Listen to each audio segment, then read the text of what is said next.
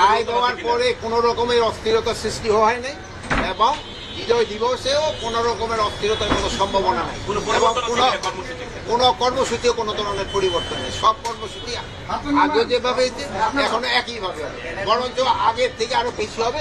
শুধু গতবারও আমাদের প্যারেড হয় না, এবারও আমাদের প্যারেড হবে। বিজয় দিবসের সবকিছু অর্গানাইজ করে হলো আমাদের মুক্তিযোদ্ধা মন্ত্রণালয়। মুক্তিযোদ্ধা মন্ত্রণালয় এই সভাটা হয়ে গেছে। এখন আমাদের কিছু কিছু দায়িত্ব যেটা মুক্তিযোদ্ধা মন্ত্রণালয় দেওয়া হয়েছে, ওই দায়িত্বগুলি আমরা কে কিভাবে করবো ওইটা নিয়ে আমাদের কাজ। স্যার আমরা একটা বিষয় জানতে চাই, আমরা গ্রেপ্তারি পরোয়ানা ছাড়া কাউকে 12টার পর তাকে বাসা থেকে তুলে নিয়ে আসছে, আবার সকালে ছেড়ে দিচ্ছে। গ্রেপ্তারি পরোয়ানা ছাড়া একজন লোককে কেন বারবার যেহেতু এই জিনিসটা আপনার কাছে আমি প্রথম শুনলাম, আমি ইনভেস্টিগেশন করার পর হয়তো আমি জানতে স্যার জিনিসটা অপরাধ হয়েছে কিনা স্যার এটা আমি আগে দেখবো। আর নেক্সট ডে আর কোনো কিছু আছে?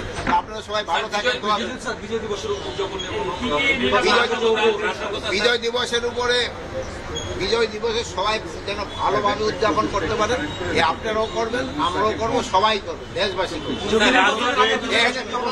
কোনো কিছু নেই, কোনো নেই। রাজনৈতিক পট পরিবর্তনের পরে স্যার বিশেষ করে গতকাল এখানে রাজনৈতিক পট পরিবর্তন তো হয় নাই।